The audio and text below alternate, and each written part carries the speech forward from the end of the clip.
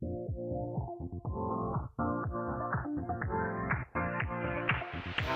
your life within the moment, and don't go wait until the morning. You never know when it is over. All that I know is we'll get older. So let us dance this night away.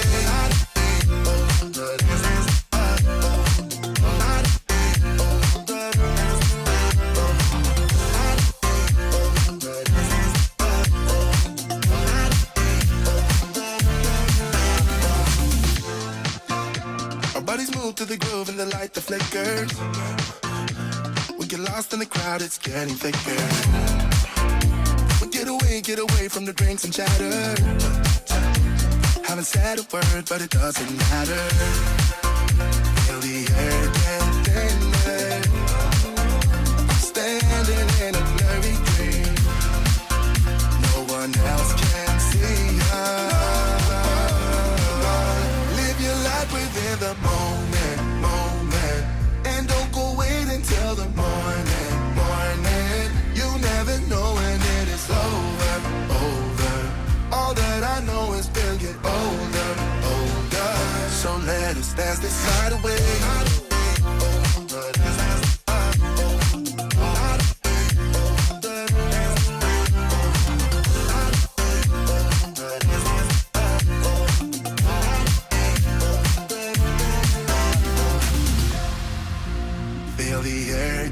Thinner. I'm standing in a blurry dream. No one else can see us. So let us dance this night away.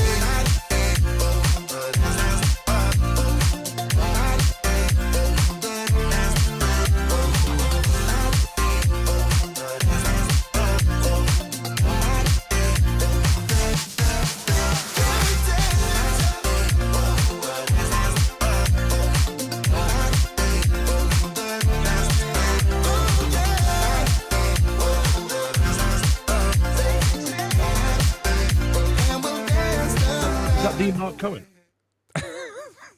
You're right, Dan. Dan, you're live now and you're drinking wine. Can you believe it? But you know what? Good morning, good evening, good afternoon, wherever you're watching from. Welcome to Be More Super Live. What a great show we've got this week. We've got an amazing guest. It is Halo Finale Day. Have you seen the finale yet, Dan?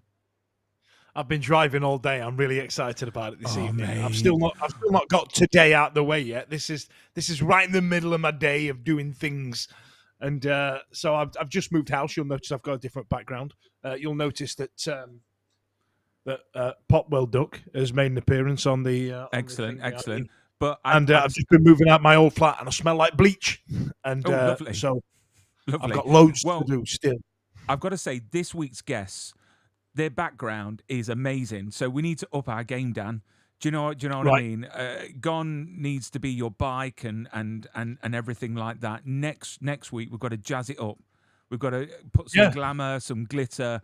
You know, we need to really glam it up for next week, I've got to say. So before we introduce this week's guests, I've just got to give some great news out for fans of SkyMed on Paramount Plus. It's just been renewed for season 3.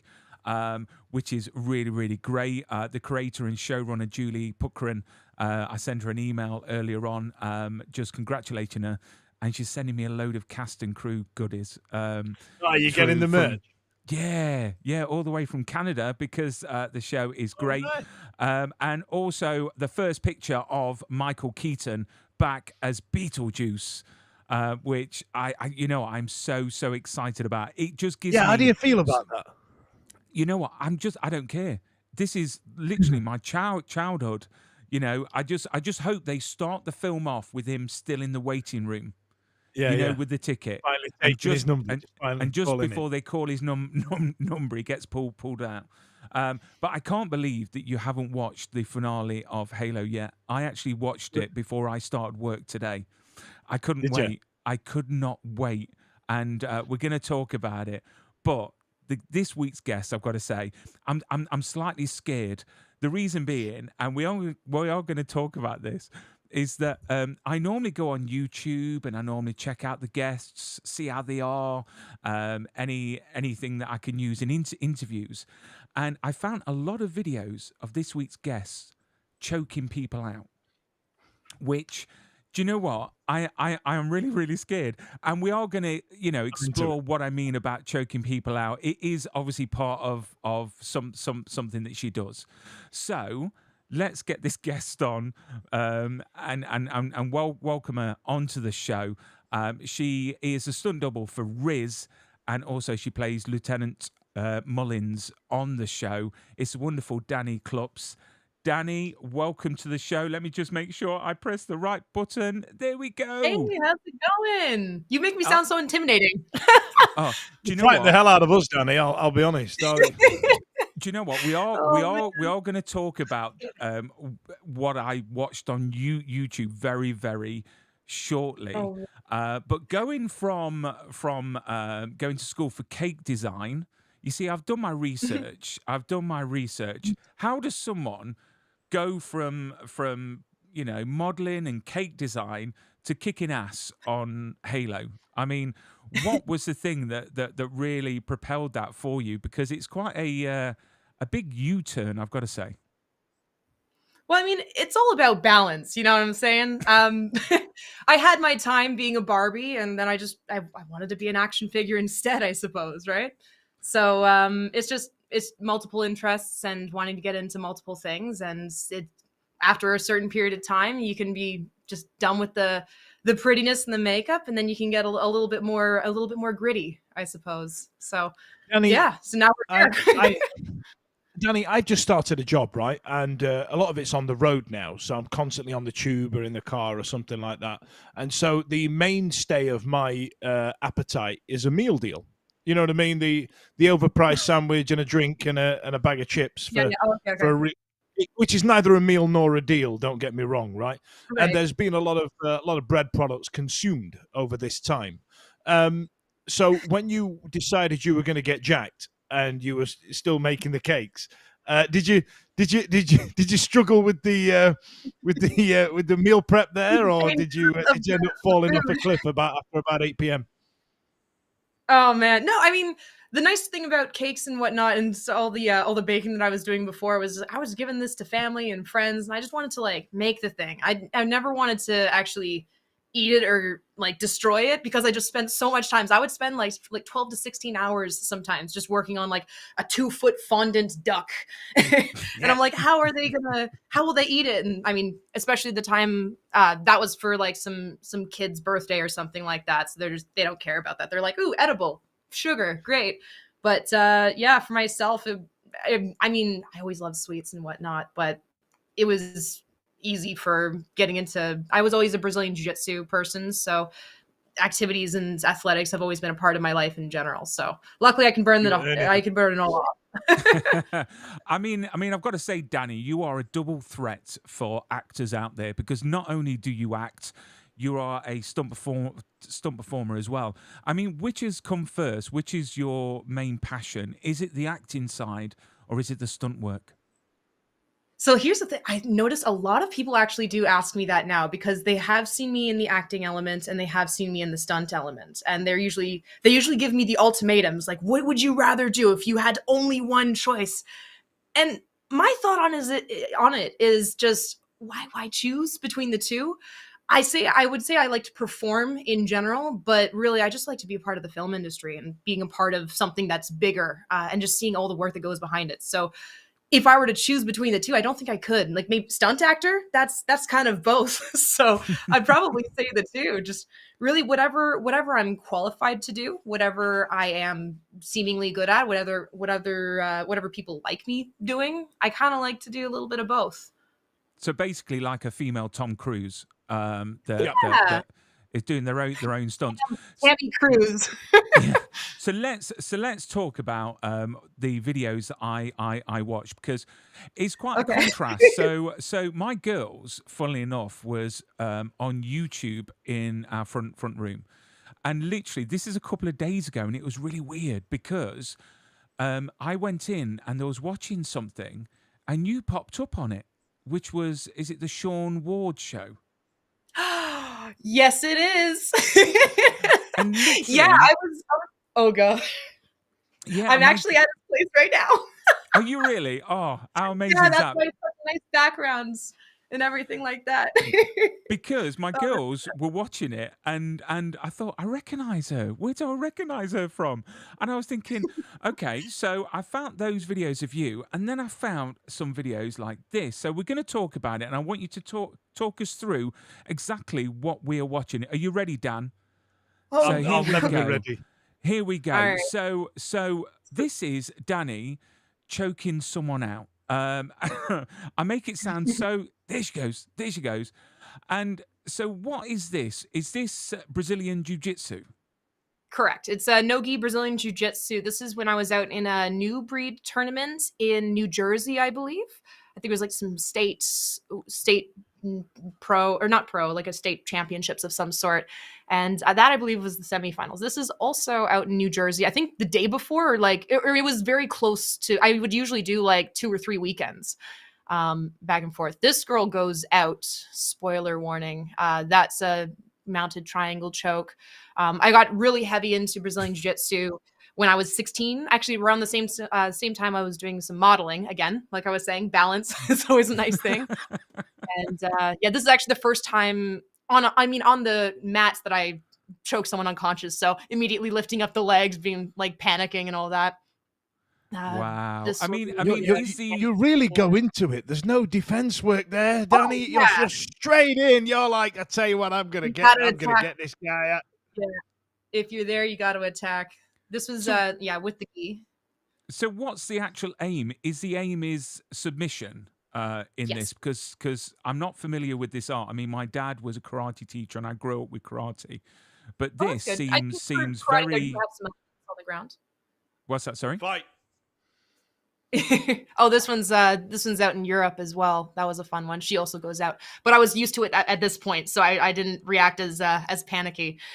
Yeah, with Brazilian Jiu-Jitsu, the primary focus is for submission. I know some places they do it by points, where if you are in just a dominant position for a long enough period of time, like mount or back control or something like that, and you're just dominating the match, that's how you can win as well. Of course, it's always to go to the submissions. You'll notice in Brazilian Jiu-Jitsu, it's primarily focused on ground fighting. There are some wrestling elements and judo elements in there, but the primary focus is being on the ground. And there's also no striking for Brazilian Jiu-Jitsu, which with stunts, with mixed martial arts, like you do have to incorporate other things like striking into it. But I liked this one a lot just because I don't know, it felt like aggressive cuddling to me. It seems like it was a very good sport that didn't have me get punched in the face very often. Therefore, my agent was not as unimpressed with having that sport in my life. Although, of course, injuries and all that sort of stuff can happen. Bruises still happen. I get grip marks, like bruises all over my arms, like no tomorrow. But yeah, Wow. it's a fun little sport, and yeah, a lot of people call it like human chess or Yeah. involuntary yoga or Wow! folding laundry with the person still in the clothing. That is I mean, badass. I have got to say, it does remind me of my girls fighting for some reason. But Nice. but what an amazing sport! I mean, how would you say specializing in that sport has prepared you to where you are now? Because obviously, you're not afraid of anything. Looking at that, I would be sort of scared to get into that. What about you, Dan? I don't know. I feel like it's something I'd very much like to get involved in, but I feel like the outcome and the reasons are significantly different to why Danny does it. But just that last one there, you took the girl down. She was stood up over the top of you. You were on your ass, and all of a sudden, what even was that move? I'm blown away by it, and also, can I take part? I don't actually recall which one was just up there, but I'm assuming it was in the gi, and I'm assuming it was from a guard position where you are starting from the ground. Now, realistically, like if there's striking involved, you got to be a little careful when you're the one that's on the bottom. But there's a lot of good maneuvers from the bottom position from guard. So long as you can control your distancing and your grips and whatnot, that you can do a lot of sweeps, which is essentially flipping the person over to get to a top or to get to like a good position, or even submissions like chokes, arm locks, and all that fun stuff. Absolutely blown away by how passionate you are about it as well. Like this isn't just like some kind of passive interest. You're right into it, and I absolutely love it. I can genuinely feel it coming through the screen. So like Brian said, in this helping you in the roles that you play and the things you do on the screen, you know. So yeah. Did you have to do some kind of demonstration, or did you just box up the casting director? That's one way to get a job, right? Right. No, so I would say that jiu-jitsu in general has helped me in the stunt industry, because a lot of people have different stories as to how they got started in the stunts, but the majority is you have to have some sort of skill set that makes you different from the average person. So a lot of people come in and they're a tricker, or they come in, they're like they're a cheerleader, or they're a track runner, or something where they're really specialized in a particular type of movement, and they can adapt to your basic like hits, falls, reactions, and all that sort of stuff. So for Brazilian Jiu-Jitsu, I have that sort of knowledge. What has really helped me when it comes to suggesting choreography, if anything does hit the ground, like, hey, you can do this and this and this and this. Now let's adapt it for film so it looks a little bit more film friendly. As well as just the competing element, and not what you would normally think when it comes to just generally like being in front of a camera, being in front of people, and the whole just being a public presence of any sort. If I'm just very used to, I was modeling at the same time. And I remember thinking, because I had stage fright at one point, I just had to walk down the runway. It was something simple, but I was like, oh, I hope I don't trip. I hope I don't fall. But I was nervous about the people, but I'm like, hold on. Like these people are not trying to kill me. These people are not trying to choke the life out. Like the things you do, that's one of the easiest. Exactly. So it really helped me get over my my general stage fright, if I had any in the first place, just because I'm like, well, they're not trying to kill me. They're not trying to choke the life out of me. So this is nothing. If I can do that, I can do this. And then the other element of jiu-jitsu is there is an element of wrestling and judo, which involves a lot of falling to the ground. And that was my my primary job for the show, was a lot of the what we call wrecks. So I would get like thrown into a cliff side, dropped to the ground, ratcheted, which is like a machine powered pull, just into a bunch of different things. And you just had to be able to, fall safely, first of all. So break falls and stuff that you get from martial arts. And you just got to be able to take a hit. So that's two elements that jiu-jitsu has helped me. So let's talk about Halo, because Halo is one of these shows literally I've fallen in love with from season 1. I've had the pleasure, and we have had the pleasure, me and Dan, of having Joseph Morgan on a few weeks ago, and Bentley Kalu, and some of the cast from season 1 as well. When we talk about Halo, there are different types of fans, okay? There are fans that, they've simply played the game. There's ones that play it constantly, and then there's ones that live the game, and they basically are all about the canon of the game. Dani, where do you fall amongst these fans? It depends on what time you're talking about. So prior to getting the job, the most I knew about Halo was, I'm a big Comic-Con person. I loved Fan Expo in Toronto, and I loved the suits. So I was absolutely like, I want to make a Master Chief suit. I want to be like a Spartan and all this sort of stuff. So I had that, like the fan elements to me. Once I started onto the show, I way before pre-production even started, I found out in February, and then we started pre-production in June, and then started shooting in September. So during that part, I was, so I played the games, Halo 1, 2, 3. I watched every single one of the walkthroughs for all of the video games. So I do know the story from that.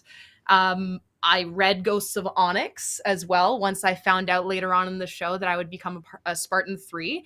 YouTubers, I really relied a lot off the fans for just general information and content, shout out to Installation 00, because they have so much good information on on Halo in general. And I mean, yeah, just I've always been a fan of the of the like the element of the suits more than anything. But when I got onto the show, I became like I was researching each night. I would actually bother. There's a franchise advisor or lore advisor on the show who he's responsible for just, I mean, he wrote some of the books like the Spartan Handbook, some of like the Halo lore stuff. Like he was responsible for that. I would talk to him, I kid you not, like 6 or 7 hours sometimes, just be like, hey, so what about this? And like he knows all about the game, he knows all about the show, he knows all about the books. Like he's really well versed. So I would say I got to a like a research based sort of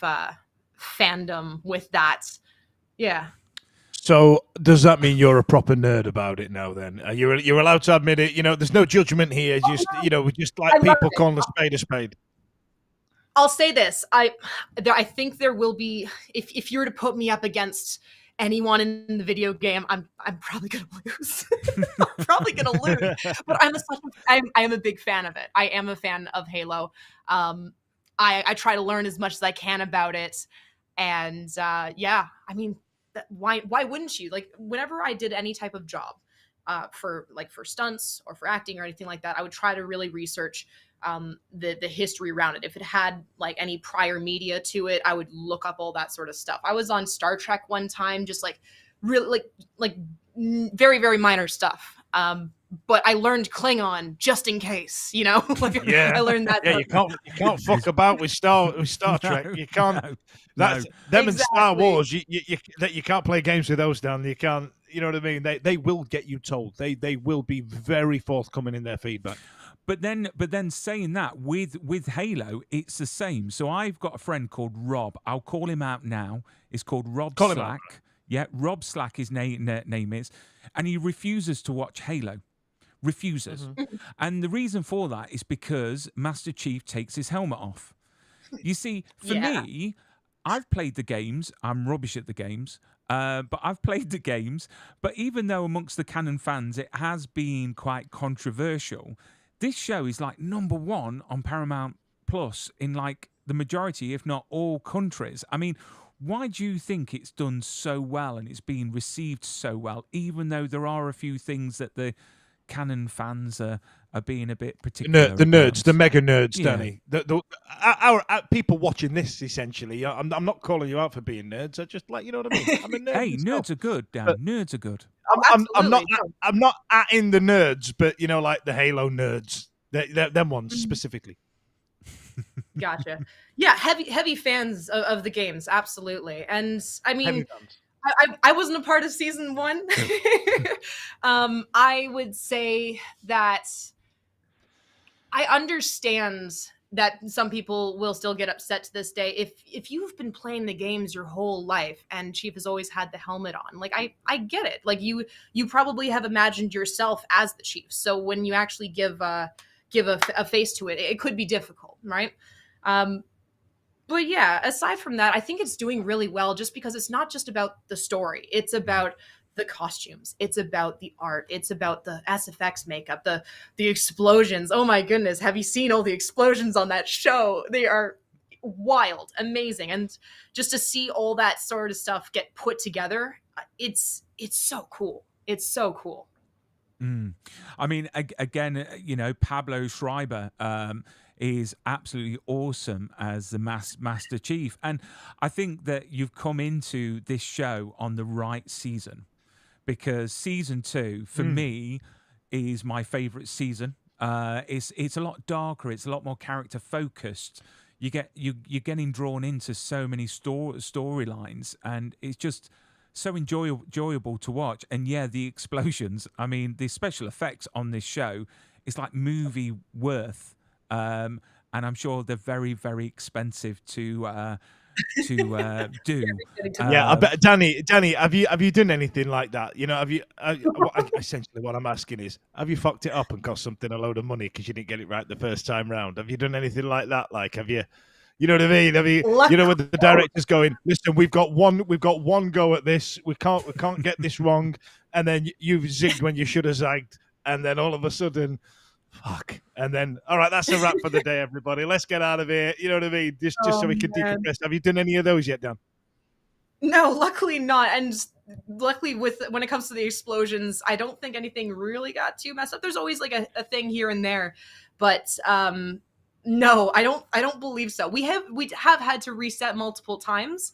I don't think we did have any take where it was only like a one shot kind of thing. I could be completely wrong though. I'm just looking at it from my perspective, from the performer's perspective. Would you rather not know? Would you rather just not know? Like, you know what I mean? If you had one go at it, you could get in your own head and you're thinking, do you know what? I just don't want to know. If I just get it right as many, first time as many times I can, I'd just rather not know that, this is a £4 million stunt.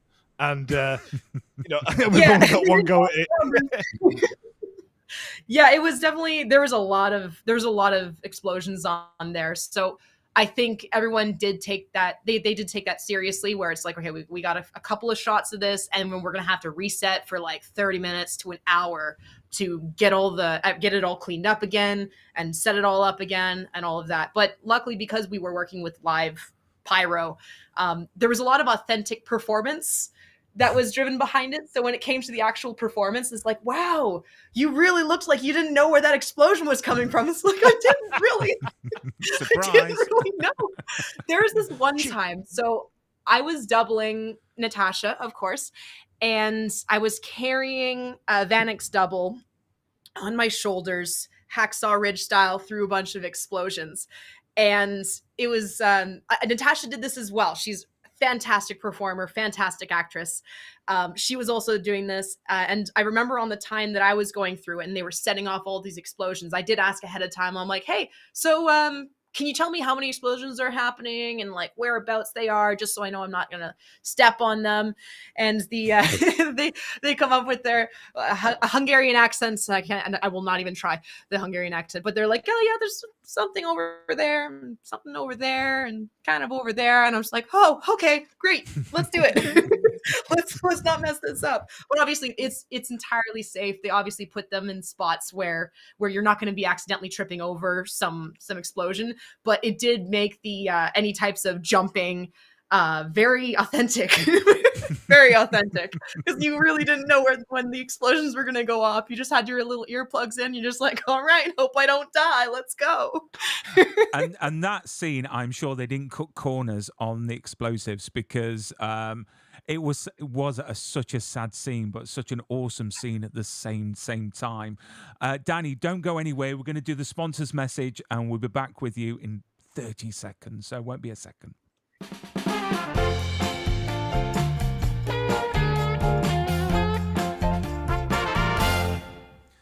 So quickly, let's do our sponsors message, which is propstore.com, the sponsors of the show. So if you're after any screen use props and costumes from your favorite shows and movies, propstore.com is the place to go.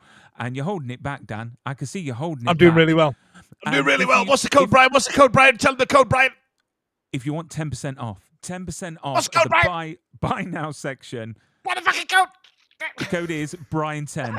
Brian10. I was going to get it changed. to like Dan10 or Super If 10. you change it to Fudge 500, I would absolutely. 500? You know what I mean? They're not going to give us 5. I don't know. You know what I mean?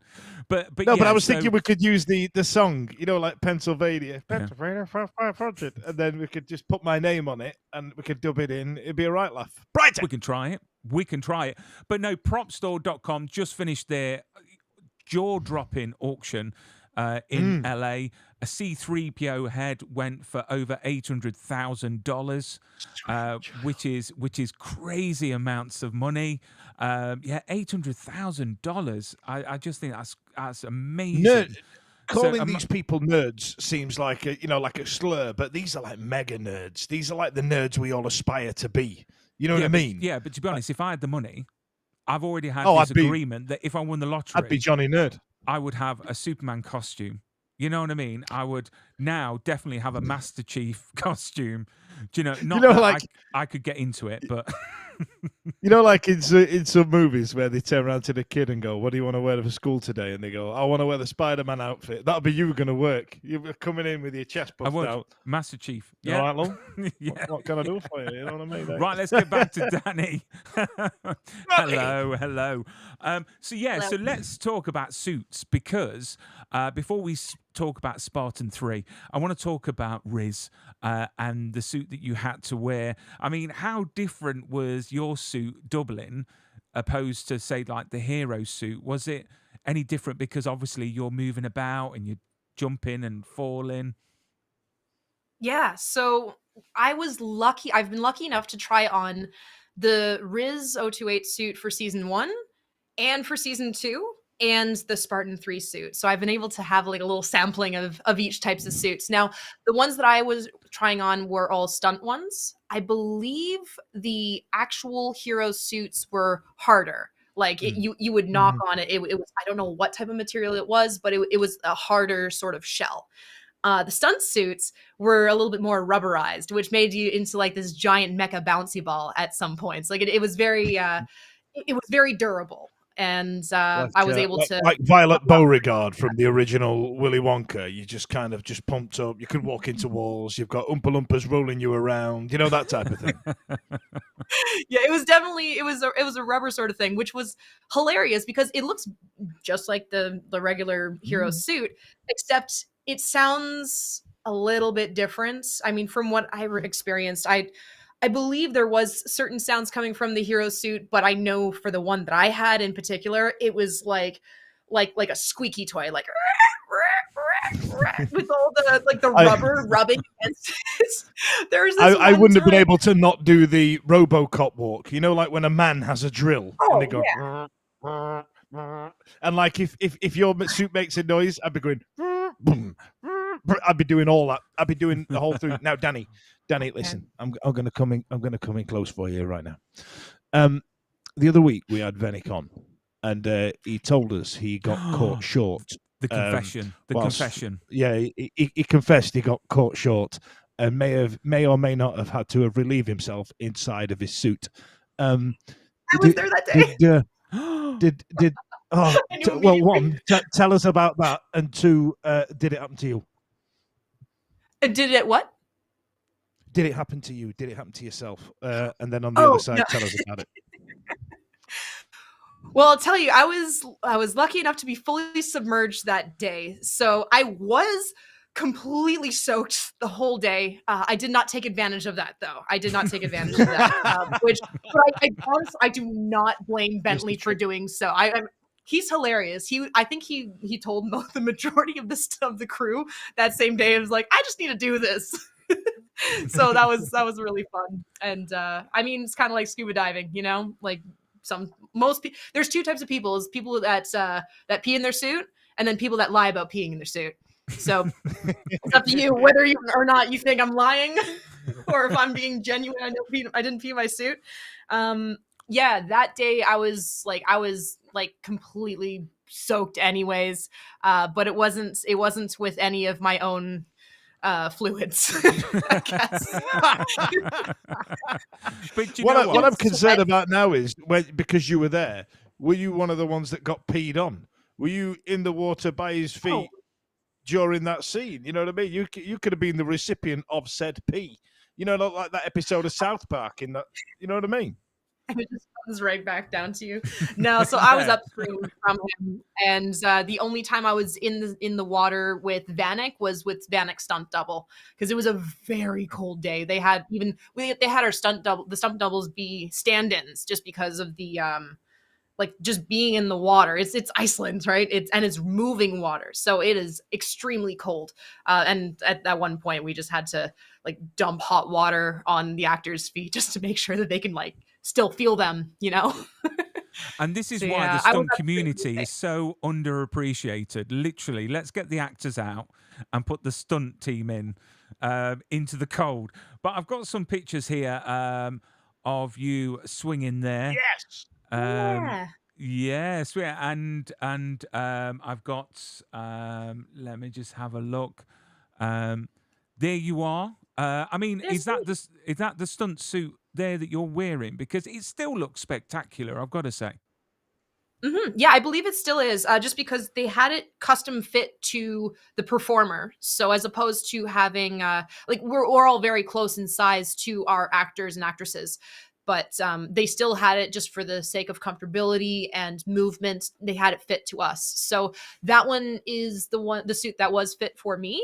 I think it was the rubberized one, and I think I recall that because like we were doing the Visegrad scene where they're in and they're going down the stairs, they're checking with that banging door and all of that. And on set, all you can hear is of 4 rubbery Spartans making their way down the stairs. It's very intimidating, I'll tell you. There's certain behind the scenes shots, or even just like if you were there that day sort of thing, that it makes it look like the Spartans are a lot less capable than they should be. Because sometimes in the visor you can't see anything. There are certain visors that are much smaller than others. And then it was a really good system. They had fans that would stop most of the fog from fogging up your vision, but it's kind of like wearing beer goggles or something. So your ability to see and your ability to be moving it's very different. Like no wonder we had to train for this kind of stuff, right? But yeah, it was a very fun sort of experience to be able to do all that. I mean, a lot of the actors have said that they've preferred the suits in season 2 compared to season yes. 1. They're a lot better, a lot more fluid. I mean, I've got a picture of you with some of your co-workers. I've had the pleasure of having Justin on the show for season 1. Oh, that's awesome. He's great. Oh, he's fantastic. Very humble, I've got to say, and very quiet. I speaking to him, you wouldn't imagine that he does the stuff that he does. I mean, what is it like being with those bunch of performers, being the stunt team? What is it like when you're not shooting? Do you all hang out? Do you go out? Arm wrestle competitions. Yes. I mean, we do grapple. I did tap EB out. Justin and I went with each other, and he just crushed me with his legs. Bree, actually, so just so you know as well, these 3 performers that you see on camera, they're actually the stunt doubles for season 1 as well. Bree was Kai, EB was Vanek, and Justin, of course, Master Chief.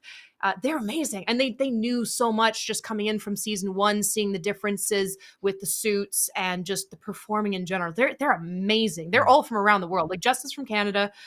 Bree is she's Australian, and she's actually my stunt double for Mullins because we were very similar in size and in looks and whatnot. And she we're good friends. And yeah, she was able to be my stunt double. And then of course, Evie as well. Like, yeah, season 1, season 2, he knows his stuff, and he's from France, I believe. It never dawned on me that you might have a stunt double. Yeah, I was like, wait, well, yeah, of course you do. Because, like, you don't want your face to get fucked up. Like, you know what I mean? Yeah, there's always that risk, and they did not want to have any liability, any issues. Although I'm hoping one day to eventually get to the point where I can Tom Cruise it a little bit and be like, hey, can I do this stuff? Yeah. But I was happy to be doing some stunts on Halo. Not as my character, Bree did those for me, but I was able to be still in the action with the shooting and like getting in there. I was able to get onto that really cool tuning fork. So for those flying Spartan 3 scenes, they let me do that once. So that was fun. But Bree, like, she's amazing. She's absolutely amazing. And I hope she can double me if I ever do anything in the future again. Yeah. I mean, obviously going from doubling Riz to then taking on this part of Lieutenant Mullins. I mean, how was that experience? Because you're no stranger to acting, because you've been in Beacon 23 that I've just actually started to watch because I've seen it advertised, and it's one of those shows where you've got so many shows out there, and it's like putting them on the list, and I'm actually really enjoying it. Season 2 for everyone drops, I think, in a few weeks for season 2 of Beacon 23. If anyone's watching that, but yeah, what was that like, hanging up your Dublin, sort of suit, and then deciding to take on the part of Mullins? Yeah. Oh man, it It was the wildest ride I have experienced to this day, to be honest. So when I first got onto the show, it was just going to be with stunts. I was only going to be there for the first half of the season. I was going to be wrapped by Christmas. They were going to keep going until the springtime. And essentially, like, what was great about it was they knew me long enough and they saw my performance and they saw my acting whenever we did pre-visuals is what we call it for stunts. And I was lucky enough that I was able to audition, and I was lucky enough that I was able to get that role. But it was a very easy transition just because I already had like several months of Spartan training for Halo, like right prior to it. So I felt very lucky where I was able to go through, I was getting trained by a Green Beret. He was in special forces. He's our military advisor. We did like CQB, we did tactical team training. We were working with the guns a lot, just weapons in general. I was able to get a lot of that sort of experience when I was becoming Lieutenant Mullins, essentially. And yeah, it was very, very cool. I mean, when you come into the show gets extremely tense, I've got to say. It goes up another level. I mean, what were those scenes like to film? Because, you're in that, I think I've got the Spartan 3 suit picture just here. There you go. Yeah. Which, again, they didn't hold back on the design of the Spartan 3 suits. I thought it was fantastic. And you had some great scenes and it was very tense. I mean, how far in advance did you know what was going on within the story? I mean, was it episode by episode, or did they tell you literally everything that you were going to be involved in? I mean, once we received the scripts, then we had an idea. But I would say once I got the role, I only knew about episode 6 when I was auditioning, and I was auditioning based off of the dialogue in episode 6. But whenever an episode or whenever a new draft came out, I became aware instantly. And what was nice about it too was I was coming in still from a stunt side. So I was lucky enough to be able to be a part of the choreography building, the pre-visuals and all of that. So I think I got more than the average actor of like an opportunity to see all the pieces going together, like how we're clearing corners, how we're like going with a high ready or a low ready, or we're going to do this, or hey, we're going to like throw a grenade out this way. And just I was able to be a part of the creative process with it, just performing it and whatnot, having like my stunt double and I we would just tag team in with the creation of those sequences that you do see in episode 6. And yeah, I'm really happy I was able to be a part of that part. Just made things a lot more. It felt very comfortable on the day because I did as much practice as you possibly could. Yeah. I mean, I've got to do a spoiler alert now. So, Dan, right. I do apologize. But bear with me then. Just give me a wave when you're done. Okay. It's okay because I'm going to put a question on the screen from Julia Plews. Who's a great supporter of the show. She's put, Dani, did your character survive the battle? In your eyes, did she survive? Because a lot was going on, and we're talking about the finale now. Okay. Are we spoiler alerting this? Like we're good to go with this? You know what? Hang on, then. I'll just sit here. I'll get the Rubik's Cube out or something. If you haven't watched it, they're not proper nerds because it's been out since for hours, absolute hours. So do we think that Mullins has actually survived the battle? Are we doing it? We're saying it? Yeah. It's out. So, yeah. Okay. I made it. I don't know how, but Mullins made it. She made it through. And I'll be completely honest. Going through, like I said before, it's only based off of the scripts. We didn't get episode 8 until way into it. Like, while I was already being Mullins. I didn't know that I was going to live. I read Ghosts of Onyx. I saw all that stuff. I've been talking to like the lore advisor and all these people. And I'm like, I know what happens to Spartan 3s. And I'm like, this is not going to be a very long-term role or anything like that. But then episode 8 came out and I had someone from the show be like, Dani, you survived. You made it. You carry spoiler. You carry Perez off, and you're safe. You're good." And I'm like, "Really?" And the entire time I was filming, or that we were filming, I genuinely thought I was gonna die. So I mean, authentic reactions when you see me like in episode 7, like, I'm pretty sure I'm gonna die. I genuinely mean that. I thought I was gonna die. I love the idea of the director going, okay, so, and then Mullins gets up and walks over there, and you go, wait, what? Yeah, you got to pick up the geezer and go over there. So sorry, what? I'm doing my best dying acting right now. Are you sure you want that? Are you sure this is what we need? But do you know what? How exciting is that to not only come into the show doing the doubling, but then, getting the role of Mullins and then setting that character up. And it's been set up very, very well to now know that potentially, I mean, obviously there's no news of season 3. Season 2 got announced before season 1 came out. And traditionally, you normally get a season 2 because that's when the studios, recoup some of that cost back.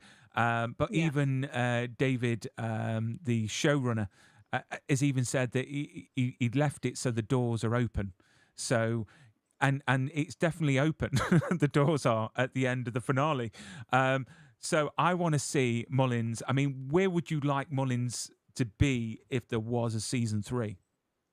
Oh man, I really hope it's just going to be a season 3. So I'll base my answer off of my preferences and what I'm aware of from the lore in general and the core canon.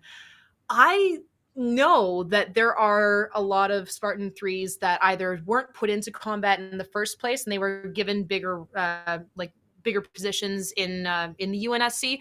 And there's also surviving Spartan 3s as well. I know that some of them, I've heard of headhunters before, and like the lone wolf sort of situation. I think, is it called lone wolf? I think lone so. Wolves? Okay, I want to make sure I'm correct about that. Don't want it to be a Star Wars, Star Trek situation. It's all right. I am sure that someone will comment below. Yeah, the capitals. nerds are going to be straight on, Danny, and you'll be cancelled by the morning. I'm so sorry. But I mean, I would hope that there is some sort of life after Spartan 3, because Spartan 3s, they're not meant to be surviving past, they have a very small, short expiration date on them, So to see the dynamic of what an expendable person who realizes they were expendable, that they were just going to do this mission and not be coming back. What happens when they do come back? What happens to how they look at serving anymore? So I think there is a lot of potential. We'll see what happens. It's all speculation at this point, and David's a great writer, so I'm hoping that we get in season 3. Do you know what? I would be lying if I say that I haven't been messaging Kiki Wolfkill and a lot of the people around the possibility of a season 3, because I want that exclusive, because you know what? The show has been spectacular, and the way it's ended, obviously I'm not going to say, Dan, how it's ended, but it's definitely, doors are open. There are new aspects to the show that is got me thinking about things. You're going to be surprised, Dan, when you watch the finale. Literally, it gets flipped upside down, sideways, and everything goes on. Oh, really? It's so many things. Honest to God. But everything's already upside down. The bad guy from the first season, she's back in it. I'm like, how's she still alive? What's going on? You wait for Halsey. Honestly, you haven't seen anything yet. Honestly. But I'm glad to see that potentially Joseph Morgan could be surviving. That's all I'm going to say. That gives us another excuse to have him on the show again. It'll be his 4th time on the show. He's like, he could be a co-host. I'm attributing some of the success of Halo to ourselves. I mean, all right, it's had a massive budget and it's been on part of the adverts in order to sell Sky TV, but also, us. So, you're welcome. And then, obviously, if we get a season 3, Dani, you can come back on again and gloat and say, I knew there was going to be a season 3. I mean, pretend like I know things like that.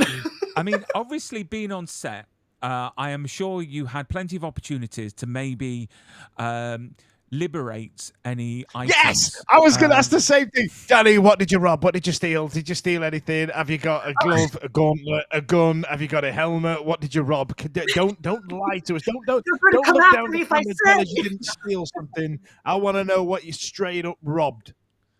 Okay, so I will. Them out. I will tell you what I wanted to steal, and obviously the obvious answer was the suit. I wanted to have one of those suits. Like I swear, I don't really. I don't even hey, you know, like jumper over the top, big sweater going. I'll do that. Like that's totally good with me. But I asked like 3 times. I'm like, what are the chances of me buying this suit? They're like, no, we can't do that. I'm like, okay. I accidentally.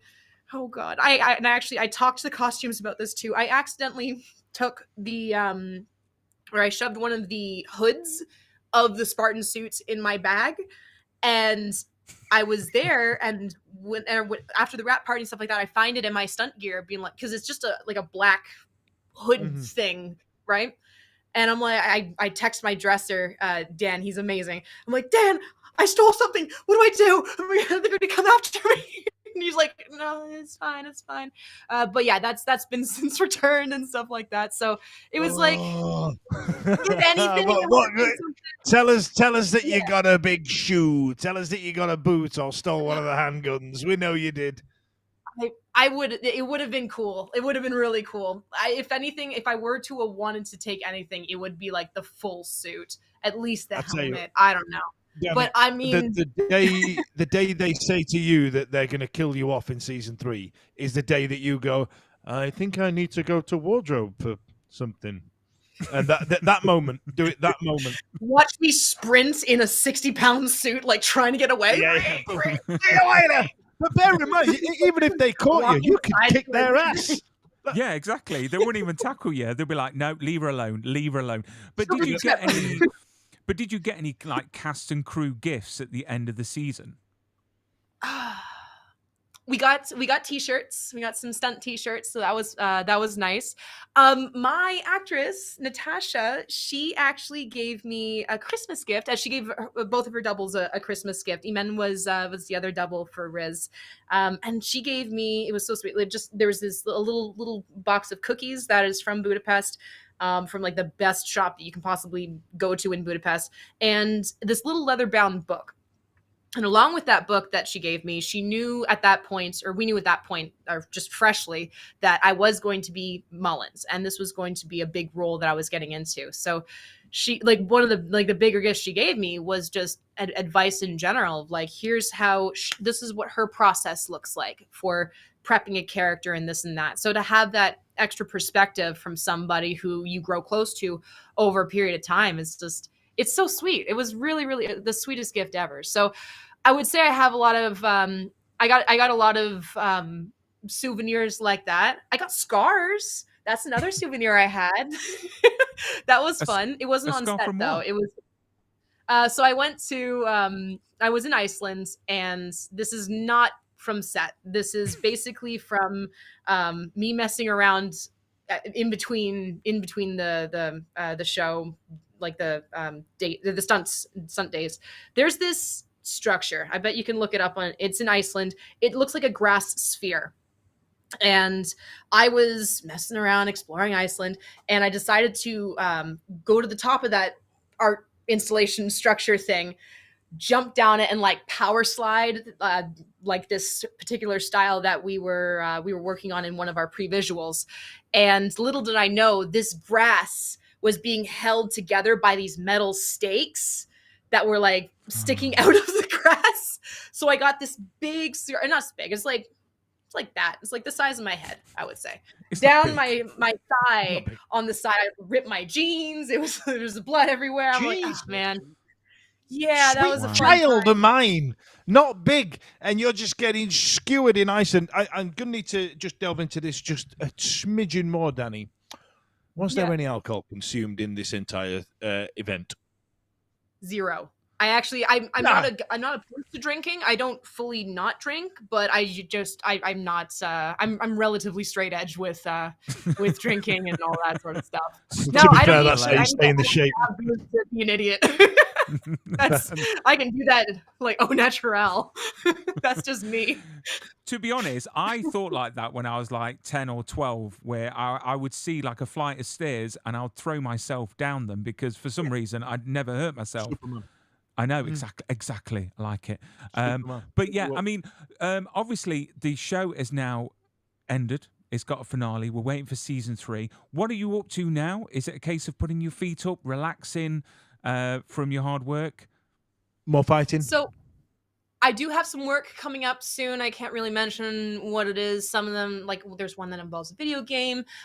There's some other things. What I have been doing since the show is wrapped, because it's been about a year. Like we wrapped in April or May last year.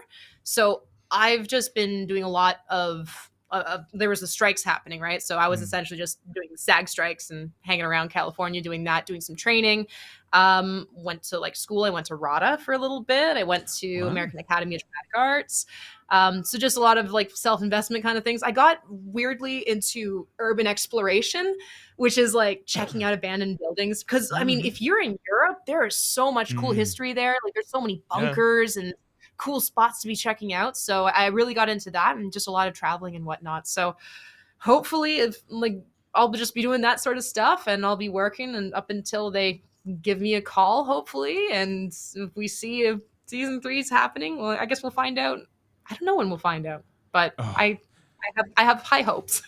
Well, the fact that it's not already filmed has already pissed me off, because now that means it's going to be 2 years now before we see what happens. It is. They reckon that if season 3 is greenlit, they reckon 2026 is going to be the release. And I'm just thinking, I'm getting older. Right. Do you know what I mean? It's like, come on, no, they need to do this faster. But I'd rather it get done properly than actually get rushed, because churn it out. Hand over fist, absolutely churn some shit out. Just scratch the itch. The Covenant being like just puppets, like Jim Henson puppets. What the hell's going on here? To like fall into cliffs and damn near drown in waterfalls and stuff like that. You can probably get on to the next season, and you can experience the story a little bit sooner, just with a little bit more aggression. Dani, do not go anywhere. Thank you so much for being a great guest. We're going to end the stream, but we're going to say goodbye properly afterwards. So please do not go anywhere. I just wanted to say, Dan, let me take this. Brian 10. Just to let everyone know that obviously next week our guest is Cortana herself. Christina Bennington, that's going to be live on the show at 8:00 next week, UK time. But what a great guest. Look after yourself, Dan, and I'll see you next week, my friend. See you later.